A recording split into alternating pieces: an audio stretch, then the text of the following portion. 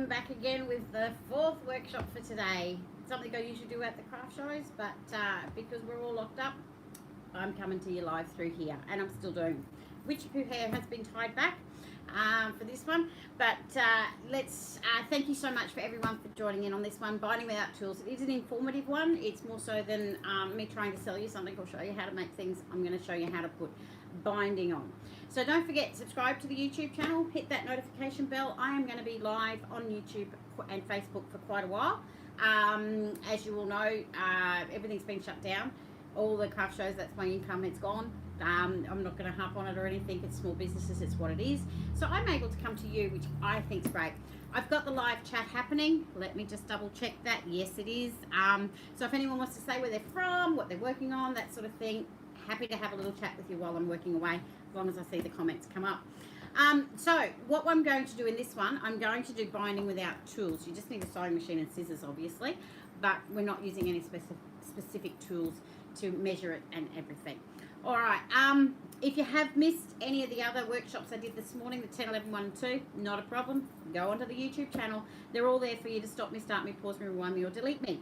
Tomorrow I'll be doing them again, 10, 11, 1 and 2, and I will be actually doing a few different quilts throughout, the ones a little bit different. Some of the same ones, some of the difference, just so I can come live to you.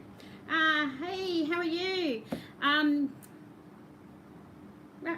Marjo, how are you, doll? That's good. All the way from Melbourne, yeah. Borders are shut. I can't even see my family. They're all up in Brisbane, and I'm now in New South Wales, so just over. But I hope you're all safe and everyone's keeping safe. You're all in your comfy chairs. You all got the reserve chair, which is great, that you can actually, you can see us all from. Okay, so let's get into this one. Binding without tools. So with the binding, a couple of questions I get asked. First one's what size binding? So I use 2.5 inch because basically I've got so many 2.5 inch strips around here, it's not funny.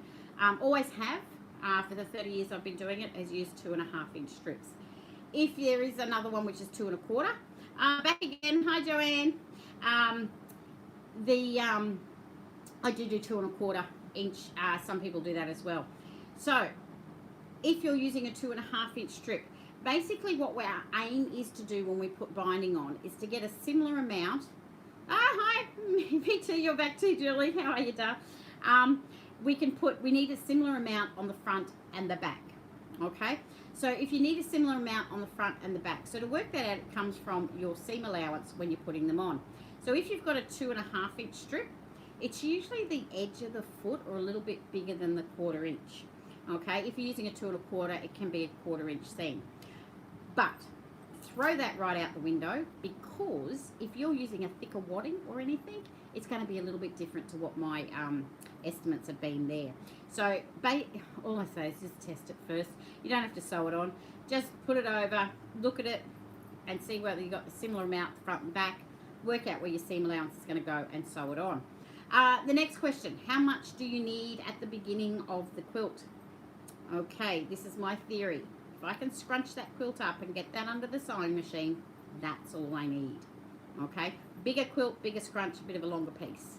All right, but that will fit under your machine. If you have got OCSD, which is the obsessive compulsive sewing disorder, where you need to know a measurement, approximately 8 to 10 inches is what you'll need before you start. Now I've got a bigger one here. I use it at the shows as well because you can see it a bit better. And this is where we're going to start. So we're going to start here, and this is my seam allowance. Okay, this is 5 inches, but it's just so you can see it, okay? I'm going to do a seam allowance here. So whatever my seam allowance is what I'm going to stop from the bottom. Okay, so the seam allowance is still there on the quilt, but we're going to stop. I'm going to leave the needle in. I'm going to turn the quilt, make sure I'm still in view, turn the quilt, and I'm going to reverse straight off. Okay, so just reverse straight off. I'm then going to get my binding. I'm going to hold it up so all the raw edges are equal. Flip it so it comes back down. So that fold is then equal with this edge I've just sewn. And I'm just going to come straight back on and start sewing with my seam allowance. No angles, no anything, just straight off and straight back on. When you do that, you'll have great mitered corners at the end of it. Okay? We've got 9 people watching me. Also, hello, and tell us where you're from. All right, we're all a big community that we need to actually get together, and this is where I'm going to start talking, and everyone can actually you can talk to each other and that through it, and I'll be the middle person for you, okay? Then what we're going to do, we're going to go around the four corners, okay? When you get round to the four corners, this is how I demonstrate this one. Now, is it going to be there? Probably the better one. This is so good because I don't have to reach so high and I'm so short, okay? Mum always said, stand out in the rain and the cow pats and I might grow. It didn't work. Bangalore. Hey, Jeanette from Bangalore. How are you, Dal? So what we're going to do, this is where I started the binding. Okay, so I have two rules to join these up. Now, I always join with a 1/4 inch seam. Joanne, thanks, sweetie. This one's finally getting on YouTube. Everyone's wanted this up here, and it's finally getting here. So, two rules. We need to actually, I always have it where you've got an angle. I like the angles because if you join your binding with a straight seam, you've got too many seams on top of each other, and it's a bit bulky. So, I still like to join the ends with an angle. So, this is how I've worked it out with two rules. So, this is where we've left that bit at the beginning, that 8 to 10 inches or whatever fits under the machine. We're going to have the right side facing. So we need the right side facing it. Cut it to the right. Hey, thanks.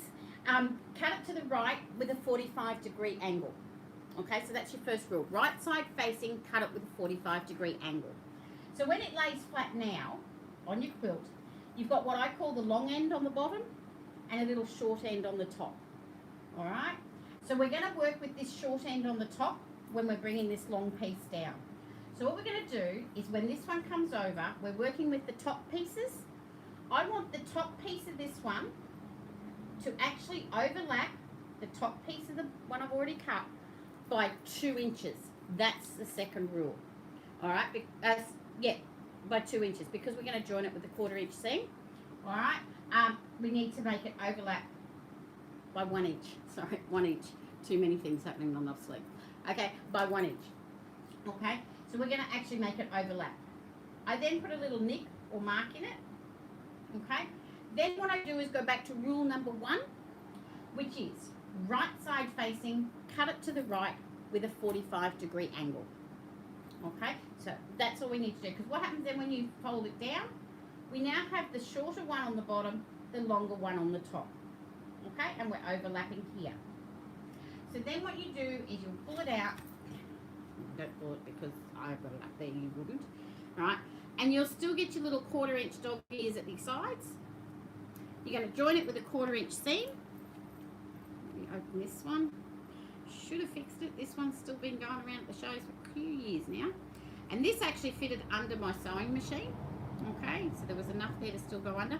I'm going to sew that 1/4 inch seam so that when I put it down, it will lay flat along, and then you just continue your sewing and sew it on. So that will then give you that angle of the binding. Okay, so that's how I do the ends. Now you can put them on by machine or by hand. So if you're hand stitching your binding, you will sew it on the front and turn it over to the back. When you turn it over to the back, I will get a little bit of the backing. I will then put my needle through that fold in the binding, a bit over 1/4 inch, not too much past there. Bring it out and come back through. I will work along.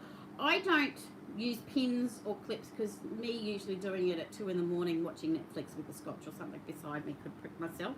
Hey Jenny, you're from Scone. How are you, Dale? I don't use that. And the thing is, if you just work along, I don't know whether you ever noticed it before. It took me quite a few years to notice it. But as I'm hand stitching it, I'm actually building it every time. Okay, and putting it in the right spot. When you get to a corner, this one's been, there we go. When you get to a corner, let me get it right, it will automatically just make the nice miter on the back. I only do 2 stitches in that corner and off I go again. Okay, so that's working my way around. If you're a machine binder, which I used to quiver at, but now I do machine bind mine. But if you machine bind your binding, you put it on the back and bring it over to the front. So let's pretend this is the front now. And you will sew down. Now my thing was with the machine binding, you look at the back of it and it was like you'd had too much in your drink. You were on and off, right? So I never really liked it. I always handed it. Nowadays, with your machines, you've got lots and lots of decorative stitches. So you can use one that does a swirl that goes like this, and it's not actually going to show that it's actually going to be like that anyway. All right. The other thing is there's a lot of machines coming out these days with binding feet, so you can get that. I have a industrial jack that has a binding foot now, and it makes it a lot easier because I make a lot of quilts to sell in the shop as well. So if there's any quilters out there that are non-quilters that are watching this, I do have a lot of quilts that are for sale that are listed on the website as well. Is there any other questions that you would like to know about the binding? Are we pretty good with that? All right, so we're all going to go now and just walk over to our stash of quilts waiting for binding to go on and put the binding on. All right, there's about 30 usually in the stash, isn't there? I know with mine there is. All right, so that's binding without tools. I hope that helps to get them finished. What I'm going to do, I had a little rush on the website just before, so which is great. Thanks so much everyone for supporting small businesses and that. Make sure you do support us all around Australia. We are the strugglers. Everyone's struggling. Everybody's in the same sort of boat, but thank you so much for the small business. A bit of a shout out to all the emergency workers, the hospitals, the police, the people in the groceries. It is easy, Julie. It's so easy. Putting the binding on. Julie's just said you make it look easy. It is a shout out to the school teachers, to everybody out there that has to go to work. Everyone that doesn't have to go to work, please stay home. Get on here and keep everyone safe. Okay. The other thing is my YouTube videos. I hope you're all enjoying them. I hope I'm bringing a little bit of joy into your life with all of these. I will be on here again. I am doing, by the look of it, it could even be every day or every second day.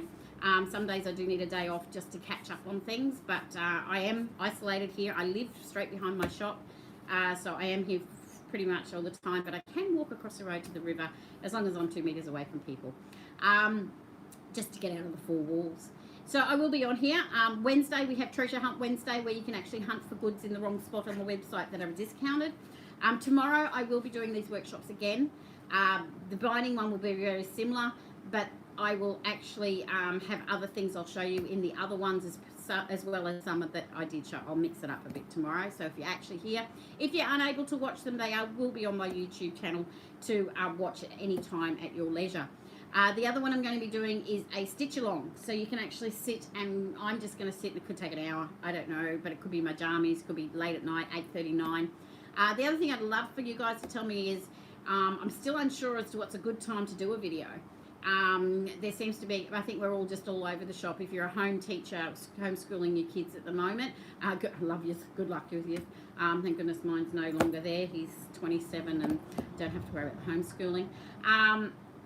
So I'm not sure what's a good time. So it is good that you can rewatch them anyway, but they are there. The website's there. My YouTube, my Facebook, Instagram. Catch me through any of those. My phone number is on there if anyone ever wants to ring. You're most welcome to do that as well. My phone is my partner, as I say.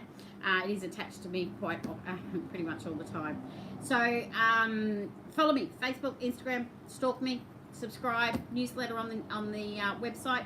I really thank everyone, Joanne and everybody else that has been popping up here for every one of these workshops. I really, really, really appreciate it. I thank you so much. And everyone, please stay safe and happy sewing. Thank you.